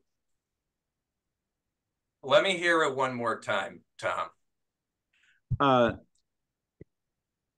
Town council should take no action to disapprove or reduce appropriations recommended by the Board of Finance under section C5-9 of the town charter, unless such action, including the amount of any proposed reduction, is specified on the meeting agenda, and such agenda has been publicly available for at least 3 business days prior to the meeting. Yeah, I don't think that conflicts with the charter. I just don't. What the charter does is it talks about certain public meetings and publication of notice, and this doesn't impact any of that. The charter doesn't address town council agenda issues as far as I understand it. Yeah, I mean, it sounds like you're adding an additional, I don't know what you call it, obligation on the town council to be more transparent. I don't think the way the charter is currently drafted precludes you from doing that. And by the way, I do not oppose those cuts. I think those cuts were wise. Then this isn't what drives this. Then why are we what's the genesis of this proposed ordinance? Because we were criticized, and I heard it again today, of doing something without any public warning. And so I think we want to be transparent. We don't want to do things at the last minute when people haven't been warned of our intention to do them. Rita? Yeah, I have a couple of comments and then a couple of questions. Number one, we keep saying cuts, and I think we really need to be very, very careful with our language, because a budget cut suggests that something has been approved and we went back in and we cut it. And then people had to figure out how to reallocate resources. These aren't cuts. These are budget proposals and asks, and they're adjustments, they're reductions, but they're not cuts. And I think that is misleading. That language is misleading. The language we're voting on doesn't use the word cut. No, I understand that, but we're talking about it. And so I just wanted to comment on that, just in general, because I think it's misleading to the public, and I think it suggests something. And it also suggests that maybe, the budget was less than it was last year. It confuses people. So I just want to make sure we are using proper and precise language. That's one thing. Second thing, I think it is important that we look back on the process and figure out how we do it better. I am so open to that. And I think we should. I think we should do what's called a retrospective. And I've had actually some comments from people that made some great suggestions on how we can improve the process. So I want to make sure people know I'm really open to that. And I think we could do a better job than we did last go around. But I'm just questioning how this is kind of coming up too, because like this particular answer, I don't know if it's going to really solve making things better or transparent. I agree that being transparent is important. I think we have been transparent. I went back and actually watched the last three actually sessions, and it was very clear from Mike Morrow's comments that we weren't done and that people should go back and propose some additional, if they wanted, some additional reduction. So I'm not sure if I agree that we're not being transparent. Now, if we want to be even more transparent, again, I think rather than go straight to let's adjust this, adjust the rules, I guess I kind of want to step back, and I want us to think about other ways we can just improve the process, which I do think there's room to do. That's one thing. And then the second thing is, I also think we need to be careful about just focusing on this last, like the very last, like, inches of this process. If we're focusing just on that and not on all of the reductions that have happened the whole way through, I think people might get a warped idea of like what actually has been reduced, and they're not looking at kind of the bigger picture. So again, I think increasing transparencies, I think we've been transparent. I think if we want to increase transparency, that's great. I think we should figure out how we can do a lot of things better and not just go straight to this particular solve. That's my 2 cents. Maria? I have a couple of thoughts. Couple of questions, like when we are discussing the budget and say a grant comes through. So by the time it gets to us, we realize we have to reduce some request because there's a grant. Are we saying that we would have another meeting for any reduction or any, and it's not a cut, it's a reduction. Is that what this would cause? Would we have to have a meeting every time we anticipate we might reduce some line? So I think that could be a problem, and also to Kim's point about the charter, not to beat that up, but I do think our obligation as a town council is to either approve, disapprove, or reduce the request that comes to us. But this language only says that we should have signal our intent to disprove or reduce. But that's an implicit bias that everyone will only want to approve a budget going forward, and the only people who have an issue, who might have an issue or need for another hearing, or if we cut our proposed increase. I think implicit in our role is that up until the last minute, we could approve, disapprove, or reduce the budget. So it's not a surprise, even if we do it at the last meeting. So I'm really not supportive of changing the language because it seems unbalanced to me. And I feel like the system we have works, and having this new language minimizes our role as a town council. It reduces it by 2/3 because it says, if we do 2 of the 3 things, we need to have a public hearing or public meeting. So it doesn't make sense to me. Well, I wouldn't have any problem at all adding the word approve in there if that helps. But here's the thing, we already have a public hearing. So to take it to the next public level, hearing we have is to present the Board of Finance budget.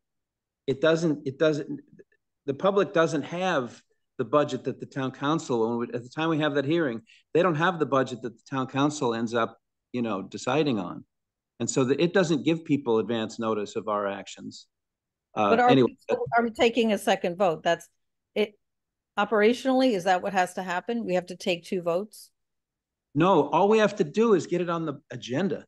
So in your example of a grant coming in, if the grant came in like the day before the town council meeting, yes, that would require a delay in the process. But of course, I don't know how likely that is to happen. Let me point out that, get Steve Carl's perspective on this. Has it not been our practice for many years that we don't have surprise decisions in the last meeting, that we make all the decisions in the meeting before the last meeting so the public has notice?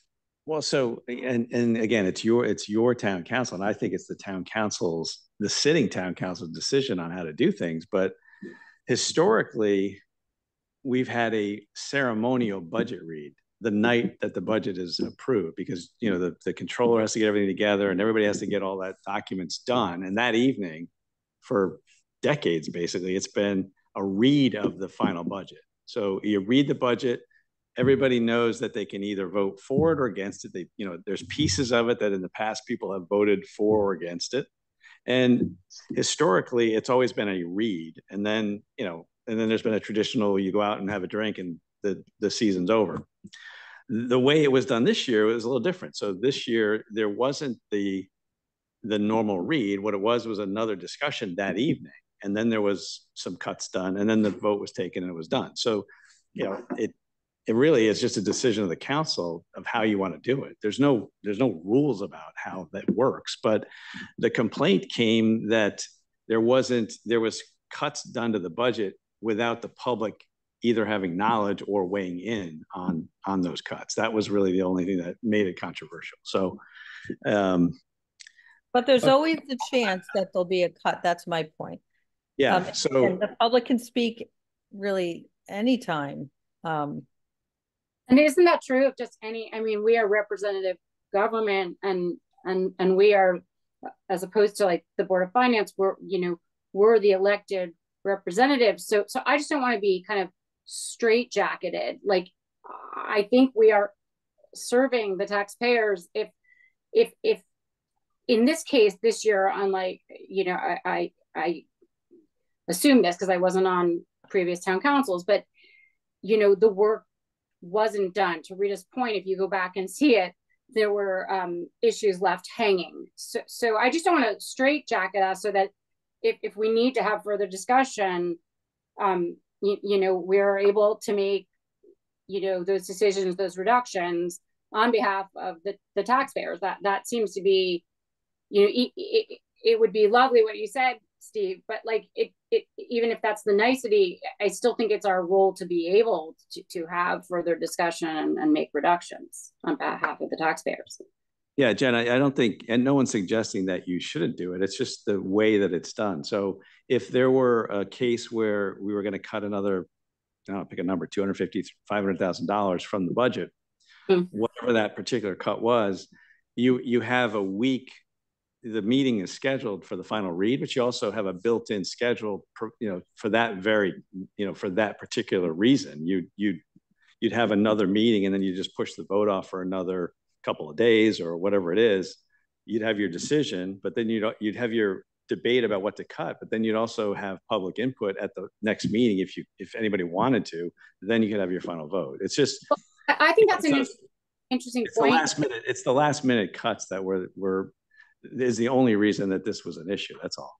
And I'm not saying it was right or wrong. I mean, it was the way that was decided this particular year, and that's just the way it goes. I mean, it's. So can I, coming into this meeting, having read the language, Tom and Hillary, you know, I was feeling like, you know, probably not inclined to support it. But Tom, you said something, and I'm just wondering if then something can be added to the language, because I see your point. I didn't realize. But you just verbalized, if could be added to the language, that should it come up, should we not resolve these issues in that penultimate meeting, and we do need further discussion, that there can be a further meeting. So that's, you know what I'm saying? Like you said it, Tom, more eloquently than I am, but maybe it could be added into that language so that the public understands, you know, there's not just going to be these 3 meetings, and if it's not all resolved at the penultimate, then, but there can be no changes at the final. We can think about that, but we've got some hands that were up. Should we respond to them first? Sure. Okay. Eric? That's everybody. Yeah. Thanks. I don't think I'm necessarily in favor of extending to the possibility of another meeting, because that opens the possibility of another meeting after that, another meeting after that. I think it would behoove the chairman of the town council and those of us participating in the whole budget discussion to get our thoughts out in the open a lot sooner in terms of potential cuts. I think going into next year, I'm going to be a lot more wide open and wide-eyed and open-eyed about what's coming, and you know, want to be sharpening my knife a lot sooner, I think. And I think it would behoove all of us to, if we're leaning toward making a symbolic or even larger cut in the Board of Education budget or something else, I hope we would discuss and propose that earlier on, so we don't have to extend the final decision on the budget another week and another week after that. There is ample opportunity during the 3 months of the budget discussion, I think, for public hearing, for people from the public to see what's going on with all of the Board of Selectmen meetings, the Board of Finance meetings, and all of our meetings, so they could certainly gain that education if they want it. So I'm saying I'm not necessarily in favor of making this ordinance change. Hillary? Hi. Yeah, I mean, I agree with Tom that it's a worthy change to make. We have to revise the town council rules in a couple of ways, which I think, Christina, you're working on. Yes. Anyway, so we are doing revisions that are just timely revisions that need to be done regardless. So I don't see this as like, which have to be done, I think, with every seating of the town council. So I don't think it's odd or inappropriate, or that the town council rules are somehow so sacrosanct that we can't touch them. I do think there were surprises. I was surprised by one reduction in particular, more so than the other one. And I do think it's good practice. And I think when we're all campaigning, everybody talks about transparency, transparency, transparency. And here's an opportunity to be more transparent in a sort of very simple and easy to understand way. So I'm curious about the pushback to codifying what has been the general practice before this year, at least in the 3 budget cycles I've been through. So that's just my 2 cents. I think that we should put our money where our mouth is when we all talk about transparency, and make sure that the interested parties and members of the public have a chance to weigh in. And unfortunately, people sometimes aren't paying attention until the very end of the budget cycle. So we can tell them to watch the videos and, attend the BOF meetings, but where the rubber meets the road is with us, and our major function is to approve or reduce. So I just think the more upfront we can be about that, it's a better process, and we all leave with a better taste in our mouths, public Rita? included. Yeah, so no, I agree with what you just said in the end, which is we want to, we want people to leave with a better taste in their mouth, and we also don't, people aren't paying attention right along the way sometimes.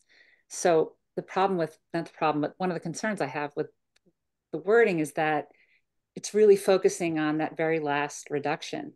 And so people aren't really understanding that full picture that we have spent hundreds upon hundreds of hours working through. And so to me, it doesn't accomplish that.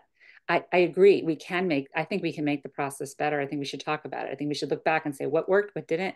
How do we make this better? How do we bring the public in to understand the budget, not just to react at the very, very last minute?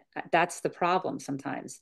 If we were to suggest something like showing people a summary of where the budget started and all the reductions that were done, and to then, to get where we finally got, that might be a better suggestion. Then people could really understand the entire process. But so I'm not against more transparency. I am fully for it. I just don't know if this to me is not the answer. I think we need to come up with a better answer. Christina? I don't know. I think it's pretty helpful to hear, like, we are considering the following has been proposed or is being considered: a 250 reduction in the Board of Ed, 107,000 with the library. I mean, I do think there's a benefit to that. And I think there's no lack of information being put out for the public. No lack. It's just, what are people able and have the time to digest? And what having to sit through hours and expecting, residents to sit through hours and hours of discussions. No, they can't. Where some of these numbers have not been fleshed out and it comes out at the last meeting, to me is not transparency. Yeah, again, so that's where I sit. Yeah, and I disagree with, again, that this particular solution, I don't think solves that. I think we can do a better job. I think we can come up with a better solve. And I think we can do a better job helping people understand it. And I agree with you. I don't expect people to. There's no way most of the population could even possibly, you know, be in our seats. That's why we were elected, to make these decisions, because we are really spending the time to try, you know, and it comes from an unelected board, you know, the Board of Finance, to us, and we represent the public.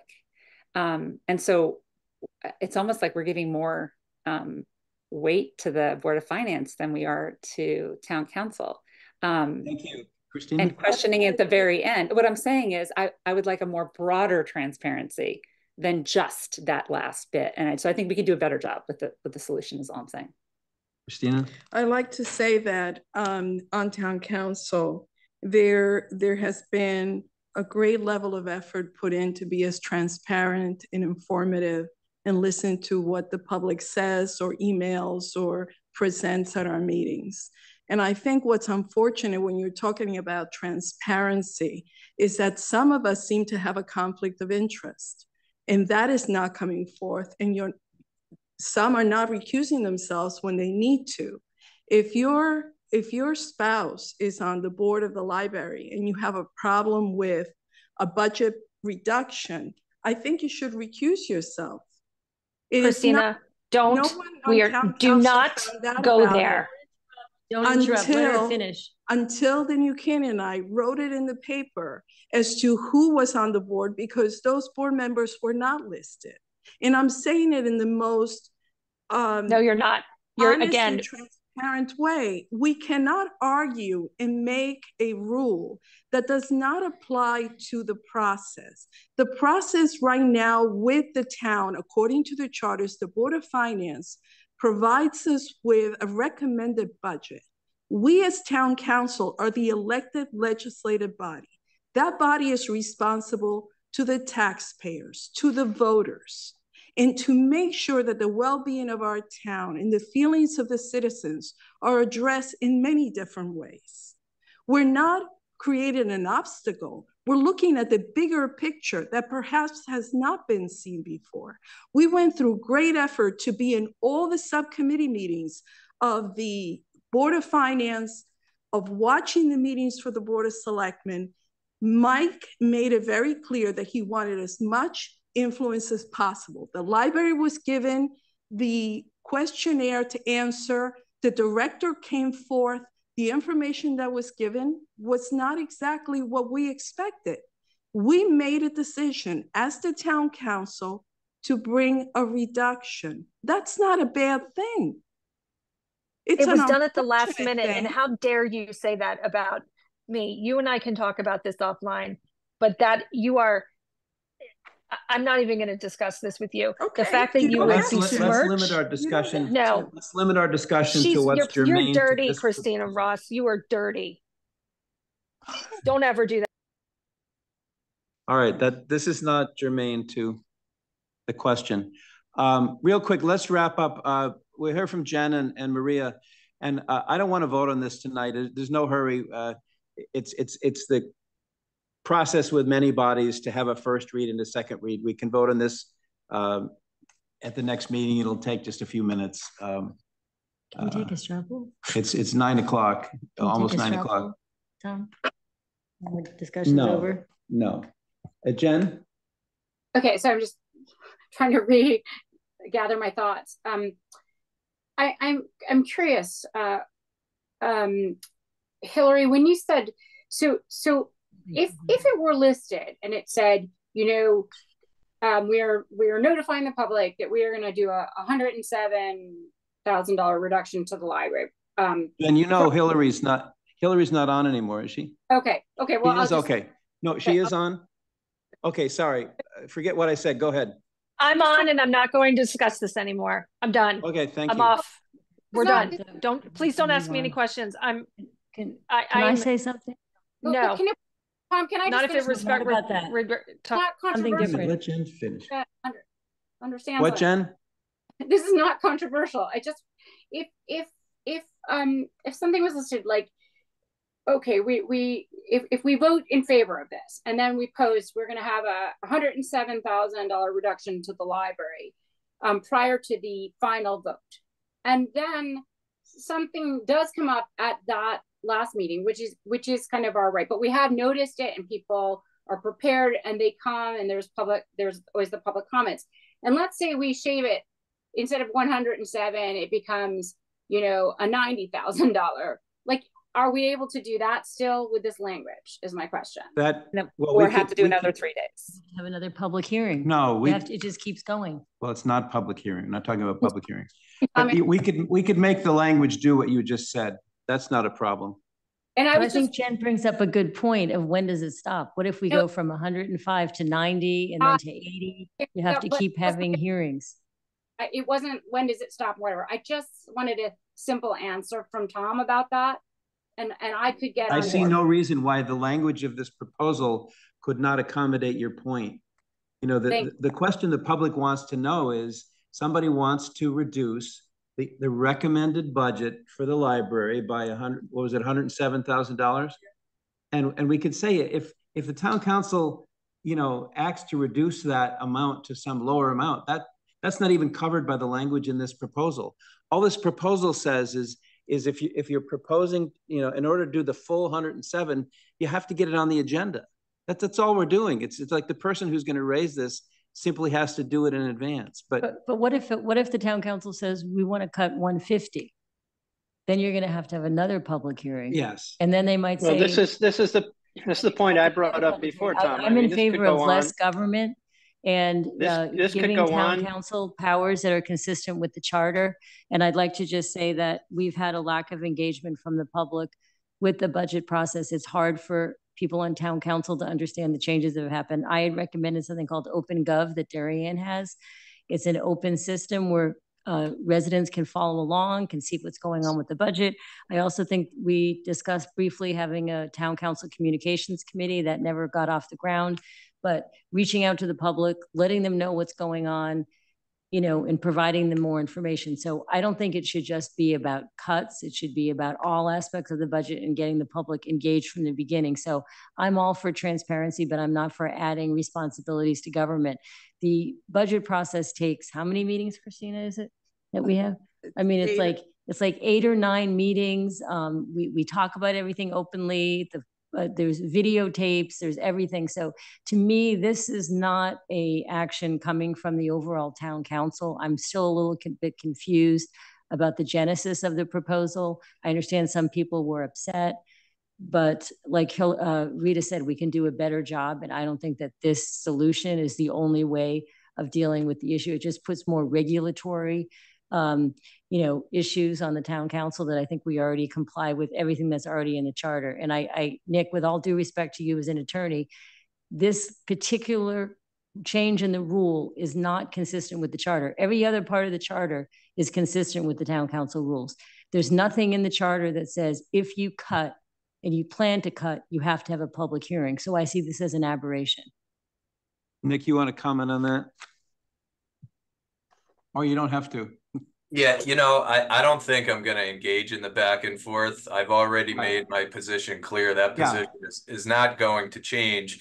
If there is eventually a policy that this committee or something would like to put into place for the reasons you're all discussing, I'm happy to look at something on paper and then weigh in after appropriate analysis has been done, whether what is being proposed actually conflicts or not, or any other legal questions specific to the language. I think we're talking a lot of like hypotheticals here without much actually being said.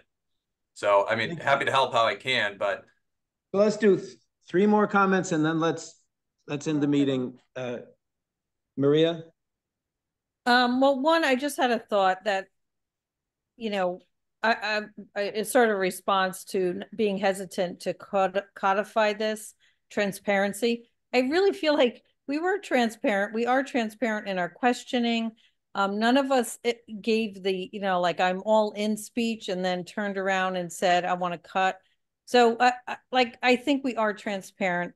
I also think this is an embedded, you know, having a first vote saying what we plan to cut and then having to have a meeting, it just extends the process. And if we're going to do it on town council, do we do this on Board of Selectmen? Do they have to signal a cut? Do they have to take a vote before their actual vote? And do they have to have town meetings, a public meeting? You know, like, is this just for town council, or should every board have to do that? So I know we're not taking a vote on this tonight, but I would just say, I don't really think this is needed. I don't think it's appropriate. It doesn't fully take in what our job is, because it only refers to cuts or disproving the budget, not approving the budget. So I just don't think we need it. Eric? Yeah, I don't think this is a transparency issue. I think it's a timing issue. The whatever opposition to what happened at the end when we voted on the budget, it was that it was done last minute. And so I think we need to improve our process and signal what we're heading toward well in advance of the time we make the vote. And like I said, I'm going to be a lot more wide-eyed and open-eyed about where I think we should make some decisions to reduce budget appropriations. But I really don't want to extend the process another week or another week. As others have said, issues can come up in that next meeting and the meeting after, and pretty soon we're into June before we vote on the budget. And we've got a process laid out. What people were objecting to was the last minute nature of what was done. And if it means being more transparent to just convey those intentions earlier, then it behooves us all to move a little more efficiently and convey those intentions earlier. Rita, and then we're done. 2 quick comments. One, I just want to so something that Steve had said, this isn't, in 2020, a last minute change was made by a caucus, by the Republican caucus, and that new budget was provided on the very last day, and that was forced in. So I don't think this is the first time this has happened, like a last minute thing. I don't necessarily think that's right either. And I'm open to what Eric said and to what I said before, which is I think we can improve the process and not just jump to this conclusion, but I'm really open to that discussion.